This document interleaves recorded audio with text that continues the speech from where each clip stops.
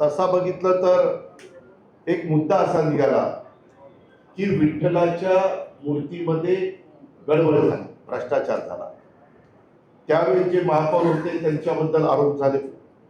आता तेच व्यक्ती आज आमच्या विरोधामध्ये असणाऱ्यांचे उमेदवार झाले. म्हणजे त्यावेळेस त्यांच्यावर त्यांनी आरोप केले, आता ते तिथले उमेदवार, हे आपल्या लक्षात आलं असेल.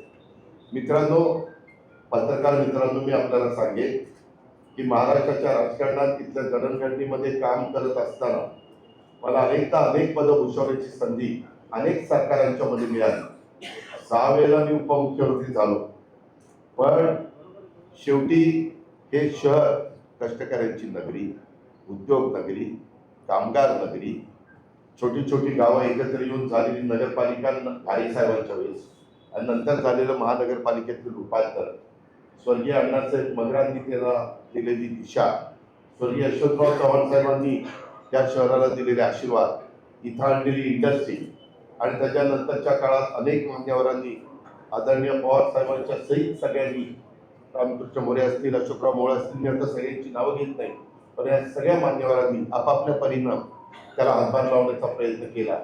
आणि आम्ही त्याच्यामध्ये खऱ्या अर्थाने इथले रस्ते असतील, इथले सबवे असतील, इथले फ्लायओव्हर असतील, इथले डबल फ्लायओव्हर असतील, इथले उद्यान असतील, इथले पाण्याची व्यवस्था असेल, इथल्या ज्या ज्या काही मुली शिक्षणाच्या संदर्भामध्ये चांगल्या प्रकारचे दर्जादार शिक्षण संस्था आल्या पाहिजेत, ह्याबद्दलचं काम असेल, किंवा इथं IT आणण्याच्या करता पवार साहेबांनी जी मेहनत घेतली, तिथं संत तुकाराम कारखाना होणार होता, तो तिथं न करता साहेबांनी तो पलीकडे दिला आणि ती जागा IT ला घेतली आणि त्याच्यावर हिंजवडीमुळं संपूर्ण चित्र, जरी ते आपल्या परिसरामध्ये आपल्याला लागून असलं तरी खूप लोक IT क्षेत्रातले आपल्या पिंपरी चिंचवडमध्ये राहत आहेत.